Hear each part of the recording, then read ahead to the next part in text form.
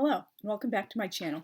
Today I'm going to be reviewing and discussing another book which I read for middle grade March. This is actually a reread for me because I originally read it when I was taking a children's literature class when I was studying for a master's degree in information library science. It's called Middle School is Worse Than Meatloaf by Jennifer L. Holm, and the pictures were by Elicia Castaldi. It's like really fun. It's not told through, traditional like prose at all. It's just like completely, stuff, as I've mentioned in other reviews, like for example, like to-do lists, like report cards, like disciplinary notices why Ginny, the protagonist, is getting detention, like notes from her ballet teacher, pizza, like tickets, order forms, like Christmas lists, letters and notes to people, little comics she's drawing, like instant messages. And I will show you guys some of the pictures throughout, and it's like really fun, written in different people's handwriting and all sorts of really like fun stuff you wouldn't associate with the story. And I'm sorry if I'm rambling again. I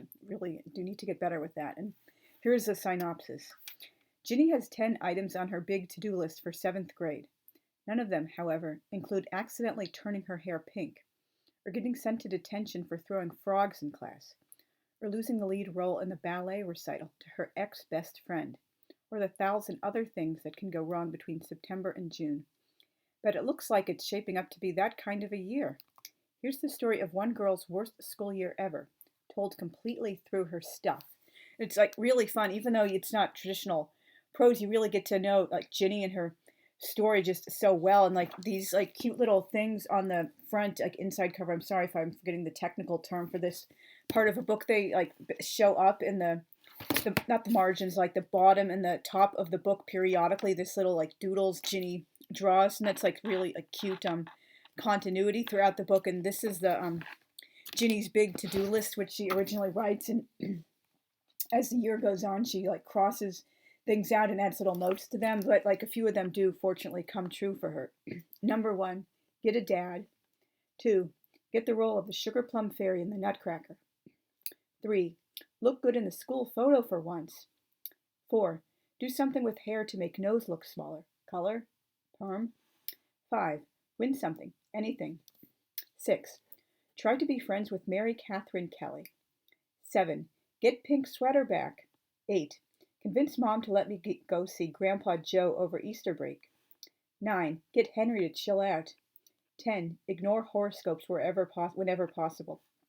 Throughout the book, these things don't really come true. Like she periodically inserts her little horoscope for Pisces throughout, and she is in the ballet, like for the Nutcracker, but she's not one of the leading roles at all. Her ex-best friend is getting all the good roles. She doesn't like how she looks in her school photos, and when she tries to dye her hair, it goes horribly wrong. Several times throughout the book, you'll see like a receipt for things she bought, like, to do some cosmetics or hair coloring, and it just like goes wrong. The next thing we see is another receipt, to fix the bad haircut, or to, like, to get out the lipstick stain in her pocket because it accidentally went through the wash, or she had an allergic reaction to the cosmetics and now has to go to the doctor. That's like really fun stuff. You can totally see a 7th grade girl doing this, and you can probably like relate to, you were like this yourself, or you knew like people who were like this, or you thought about doing things like this even if you weren't like the outgoing type who had the nerve to actually try doing your own hair at home, or like doing some like secret cosmetics thing behind your mother's back, and then she like found out only later when you had this like horrible like dermatological reaction, or your hair just like turned like the wrong color at all. And she fails in her attempt to become friends with her ex-best friend again, although she does eventually come to her birthday slumber party, and like it goes really, really horribly for many reasons. But she does go to see her grandfather in Florida. They have a very close relationship, and one of the things and later in the book is like all these long distance phone calls to her grandfather, and her mother knows something is going on. But Ginny does get a stepdad, and that's one of the few things that goes right for her, at least initially. But it later turns out this isn't as good as she thought it would be. She doesn't suddenly dislike her stepdad. It just throws a different dynamic into the household, and he does like the kind of things you would expect any dad of a teenager to do, act embarrassing even when he's not trying to be. And Henry is her older brother who's like a juvenile delinquent, and one of the other continuity things throughout the book is little notes from the newspaper, like these unsolved mysterious crimes throughout the neighborhood, like papering a house with toilet paper or dropping cherry bombs in mailboxes, or when they go to Florida, someone's stealing all the wheelchairs, and eventually Henry gets packed off to a military academy because he's so out of control. Ginny, her real name is Genevieve, last name is Davis. Her little brother Timmy is kind of a brat. He does all these weird things, like constantly eating the toothpaste and like shaving the dog and using a toothbrush on the dog, and I'm sorry, shaving the cat, I believe, and just, all these things you would expect a bratty, obnoxious, annoying little brother to do. I can relate to that myself because I'm also an older sister, and brothers and sisters, particularly when they have like a fair bit of an age difference, they don't get along. But now, for personal reasons I've mentioned in many previous videos, my brother and I are beyond like on the outs now. That's a long, like really hurtful, emotional story. Maybe I'll tell that in detail in a future video. But anyway, she does start eventually doing like well in school, and then until her grades begin dipping later in the year as she begins going through all these like psychological and emotional problems, and like, but she does make some friends throughout the year and gets to have some fun, like and this was, she accidentally clogged the plumbing when she was taking a bubble bath. So here's something else her mother is being charged for, and like you can see, she like crossed out some of the items on the list. And you also get to know about her like personal life and her backstory. Her father was killed in a car accident when she was very young, and she writes about this for her school composition in English. And she also writes about other things for her English class, like getting a stepfather and her older brother always being in trouble. And you see some of her like science assignments as well in these little comic books she's drawing about her older brother. And by the way, they live in Pennsylvania, and just funny things like that. She has like a bit of like a rivalry with a boy named Brian who's in some of her classes. Like he steals her sneakers when they're going to gym class. Like I kind of feel like sorry for her that they're having like co-ed gym classes. When I went to junior high school, all the gym classes were single sex, which I just thought that was the norm. In all schools, girls have gym with girls and boys have gym with girls. Just she really wants to see a movie called Vampire Vixens. I guess it's a whole series. That's another bit of fun continuity throughout the book, constantly trying to see this movie and then renting it, and finally like seeing it in secret at a slumber party. And you see like notes from her teachers to her and to her mother about things that are just going on in her life, really like fun stuff. And here she's talking about her ex-best friend trying to get the sweater back, and like begging her mother to buy her yellow sweater she really wants. And here's one of the like police blotters about her older brother's mischief, and it's just really like fun and cool. And the instant message pages really took me back to the days of the old computer. It looks like the old like 1984 and 1993 Macs. I remember, with the little trash can at the bottom right of the page and the little like folders and things like that. And this doesn't like look like a Mac necessarily, but maybe it's been so long it just looks like I remember like the really, really old computers looking. And I know I am dating myself. I'm much older than I look. And here's something really fun that really struck a chord with me from when she and her mother are going to get their dresses for the marriage ceremony. Dear Mrs. Davis, your dress will be available for pickup next week. I know your daughter has her heart set on yellow, but you might want to consider suggesting that she use dusky rose instead. I've enclosed a swatch. Lemon yellow simply does not match your dress and is not appropriate for an autumn wedding. Sincerely yours, Susie.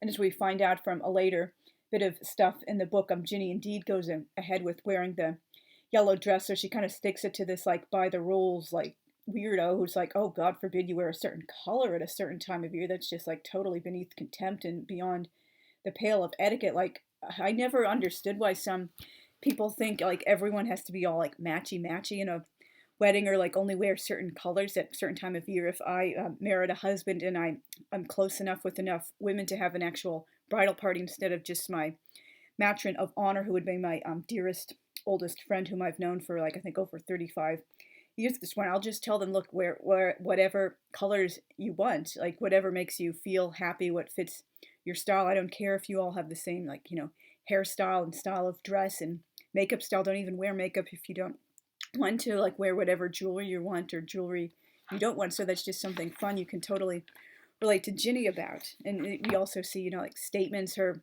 mother is giving her money to spend and how much money she's spent throughout the year, and just like fun stuff like this, like writing to her grandfather, and just really, really fun things. And her notes her mother is writing to like members of the household as the management, like whoever used up the toilet paper had better replace it immediately. And we know Henry was stealing the toilet paper for Halloween vandalism for this police blotter, and just really cool, like fun stuff. I just can't say enough about how fun and unique this book is. It must have, taken a lot of like effort and creativity to think up this story and think, oh, what can I use to represent this that isn't in prose, and like how could I, convey this information without, specifically telling it, and how can like this piece of information like say more than like in a traditional piece of prose actually would. And Henry taunting Ginny, and this is something that she did when another thing she tried to do to make herself look beautiful, it went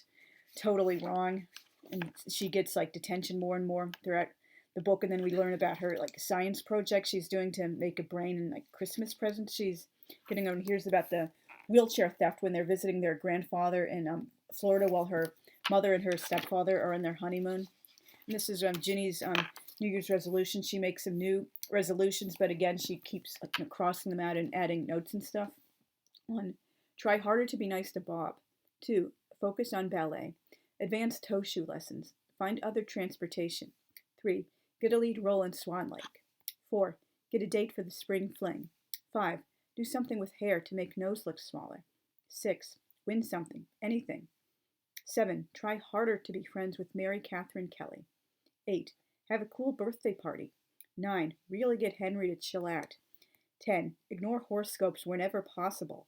11. Do not babysit for the Kurtzes, no matter how poor. And that's another bit of continuity throughout the book. She's writing down lists of local families she can babysit for, like the ages of the kids, pros and cons of babysitting for them. And the Kurtzes have this little 7-year-old brat named Tiffany, and she really doesn't want to babysit for them, no matter like how desperate she is. And she finally does agree to babysit for them. And Tiffany bites her nose, and the Kurtzes tell her mother, oh, we refuse to believe this story. Tiffany is too old to do that sort of thing. Our little angel would never do that. And we're going to be like spreading like bad gossip about Ginny to all other parents so they won't hire her because, we believe our spoiled little brat would never do such a thing. And like we believe her word over the older teenager babysitting for her. And like here's about her slumber party stuff. Just really like, fun, cool stuff. Now I can't really like give a good like synopsis and discussion of the book because it's all like told through stuff. It's not like traditional prose that I've said many times. Like these are the Valentines they exchange, and it's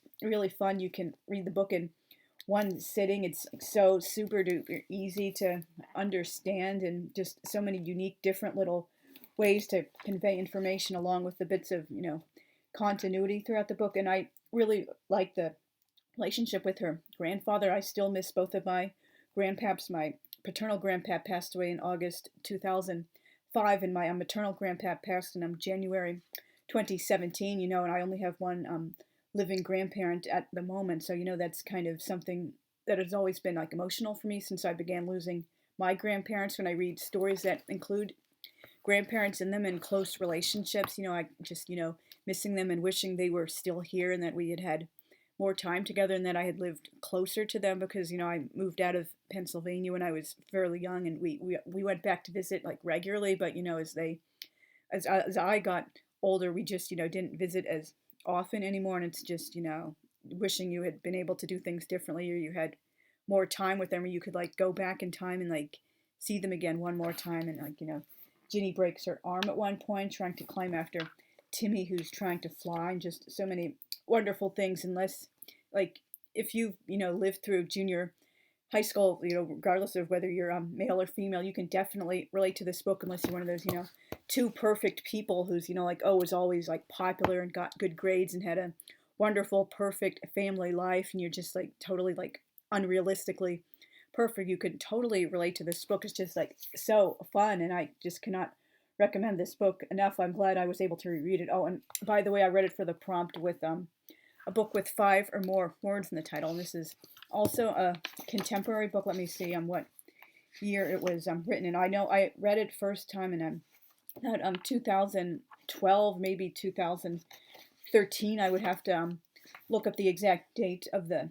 thing. I have a folder with all the little like reports, essays I wrote on the books I was reading for my literature classes, so I don't see thing in the beginning, I guess, or maybe it's written on the back somewhere, but I guess it's not really important. But it was like written somewhat in the last 10 or so years, so that's like, I guess, fairly contemporary. And it was such a fun book. I'm sorry if I rambled too much. This was completely unscripted, but it's just such a wonderful, really, really fun book. I would recommend it for like people, adults who like reading middle grade stuff, and people of that age range themselves, because you can like it at any age regardless. It's just a really unique way of storytelling. I wish there were more books told in this original way. So thank you guys very much for listening to the end. If you have, please consider liking, sharing, commenting, and subscribing. I'm really hoping to build my channel throughout this year, not just to get more subscribers, but also to get, interaction. I want to get to